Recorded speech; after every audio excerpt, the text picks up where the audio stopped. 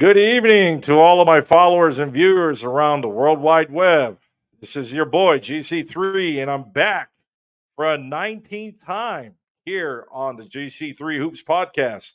Today, I have a very special guest out of the North Phoenix area. I have the 4A defending region champs and one of my favorite dark horses to possibly win it all in 4A.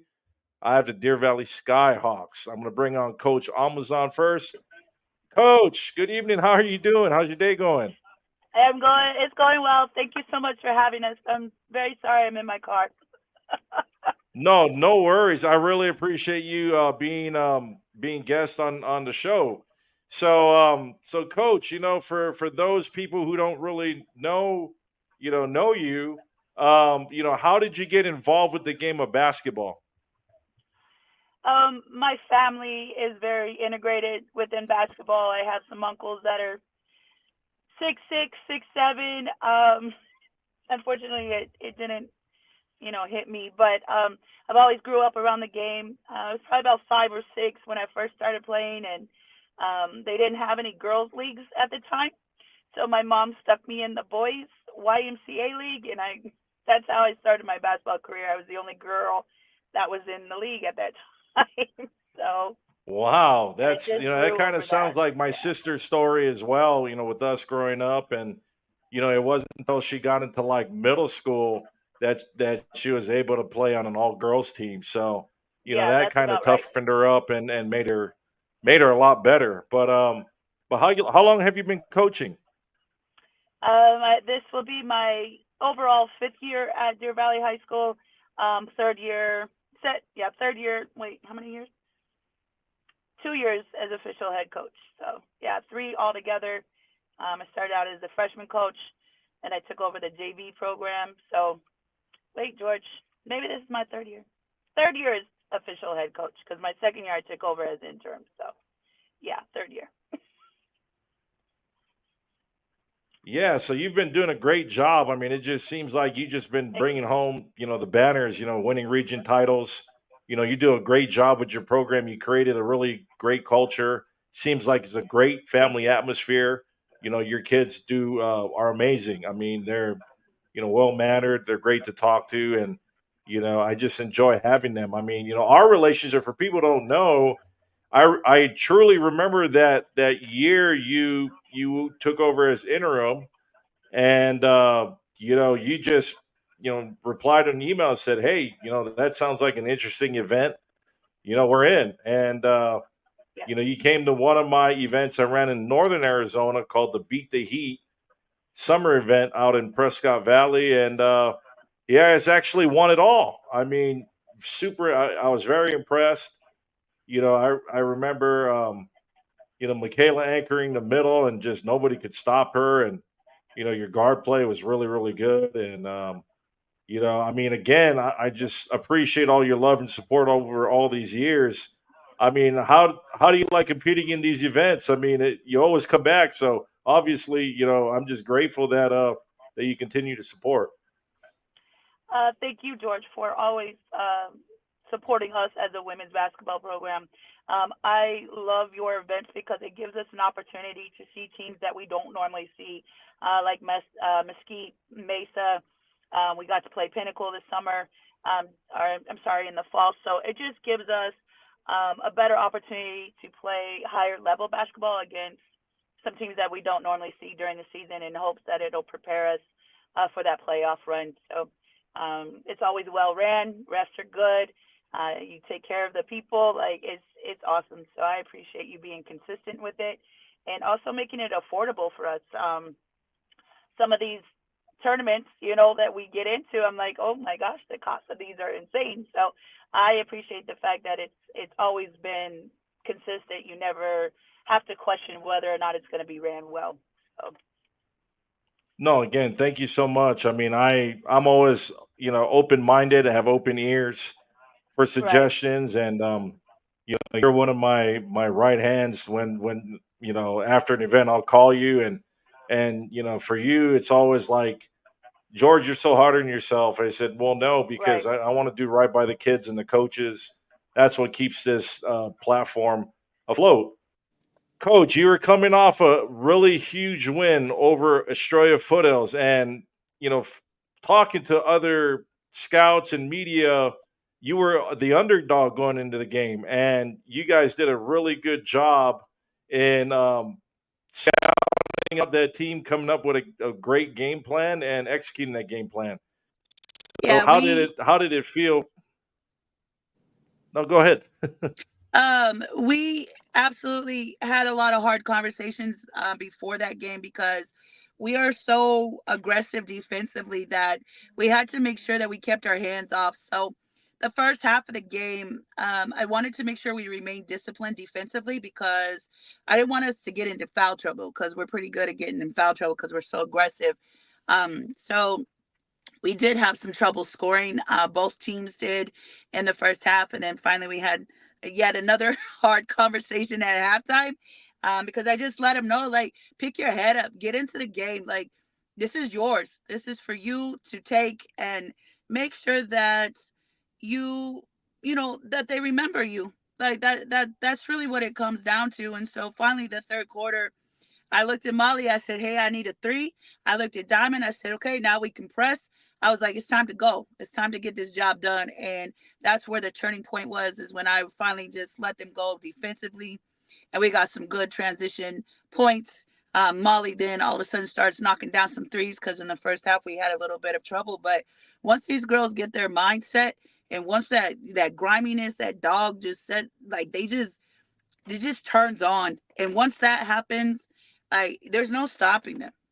There's really not, unless, like, I don't know how else to say that. But I think they had some conversation within themselves, like they kind of huddled up and brought that confidence that they needed. And it's not surprising that we're the underdog, George. Like, that we kind of live off of that. So both Australia and I, we haven't been playing very competitive teams, so that's why the scoreboard looks like it does. And we knew that we weren't going to get a lot of easy transition points, so it just pretty much came down to discipline and every possession. Like, every possession, I feel like they did their best to win. So it felt great. It absolutely felt great to know that we're still one of the top teams in 4A that we're pretty competitive, and it was a lot of fun. I had a great game. I didn't have a good game, but I had a lot of fun coaching that game. It was fun. No, and again, you do such a great job with your kids. I mean, I can really tell, from watching your teams, that your kids, they play hard for you, and Yes, they're they do. when they're bought in. That's when a lot of really good things happen on that floor when they're bought in, and I can't emphasize that enough, that you're doing such a great job with your program. Thank you. With They that being they play for said, each. I don't. I'm sorry, George. yeah, go I ahead. do want. They play for each other. They're bought into each other. They love each other. They embrace each other. You know, they absolutely understand the bigger picture of, this is my sister sitting next to me, and I'm going to do whatever I can to make sure that I do my part. And that is one thing as a coach that you can't ever take that for granted, because if that's not there, you might as well just chalk it up, because it doesn't matter what you do. You could have the best athletes in the state, and if they don't want to play for each other, it's not going to get done. So I'm grateful for No, that. I have to agree. I mean, even in my coaching career, I've had teams that were, on paper very talented, and Yes. it's just the one team that I had that had kind of a chip on their shoulder, where they're always the underdog. And we had probably one of my most successful seasons as a coach, having that group, because they just had that underdog mentality, and at the end of the day, they played for each other. I mean, Absolutely. they understood that not everybody's going to be the leading scorer, but there's other. I was able to kind of open their eyes on, hey, this is how you can contribute. This W's for us. It's not Yeah. just one person; it's the whole team.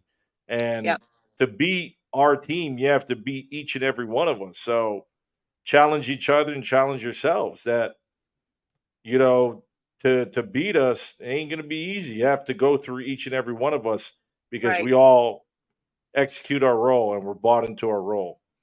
And that's one thing I always tell the girls, like a lot of the teams we play, they have like two or three strong players, right? And that makes our job, pretty easy defensively. But at the end of the day, when you play Deer Valley, you've got a whole bench. We go 10, 11 deep. Any girl that I that's on my bench, I trust and I will put in the game to get their job done, whether it be, you know, 32 minutes of basketball, 2 minutes of basketball. I trust every single one of them, and that's what makes us unique, and that's definitely what's going to separate us um, coming down the playoff road. No, that's amazing. Well, with that being said, Coach, I'm going to bring two of your players on, Mollie Childress and Diamond Stevenson. Hello, ladies. How Hello. are you guys doing? There you go. Diamond just got on because I know she's out and about Sunday night. Even though this will air on Thursday, Working. I really get it. Enjoy the long weekend that we have. So ladies, with that statement win over the Foothills, I mean, how did you guys feel? Let's start with Diamond. It just felt really good to just. It was just like a reassurance to everyone on our team and just everybody that we can compete and that we're still the same team regardless, and that we're gonna go hard and handle business. So. What about you, Molly? How did you feel in that win? Hitting those key 3 pointers. It felt really good. Like I believed in my team the whole time, so it was just like coming into the game, we were just locked in and ready to go. That's awesome. So and then now back to Diamond. My next question is, what do you look forward to the most the rest of the season?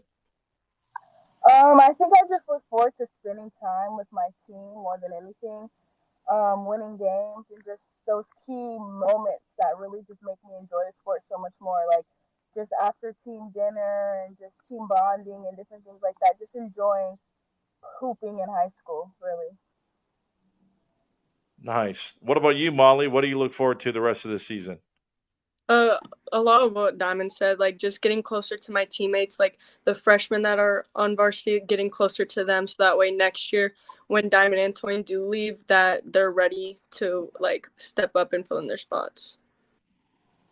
Awesome. And the last thing of the segment, which is all of my kids, even my coaches that have been on the show really enjoy, is I want you to think for about a few seconds and to give me your best Coach Almazan impression.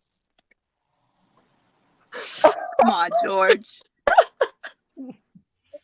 Oh I my know. god, I'm oh sorry. my I god. have to do it. I'm trying to see who's going to get the best one. I got one with We'll go you, with but we'll go with Diamond first. Senior go first. Chase, anything happens with the rest, she's gonna go. She's gonna go. Are you freaking kidding me? Jesus Christ! Yes, they'll just be standing up like we're crying. It's just so. See, George, I've been You working know, on my and I've grammar. been to enough games.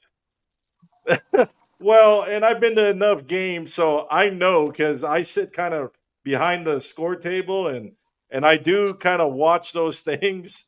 From the what the coaches' reactions are to I mean there's times where coach will get frustrated and she'll look at me, talk to me. She's like, "Coach," I just said, "Coach, you're fine. Like don't worry about it."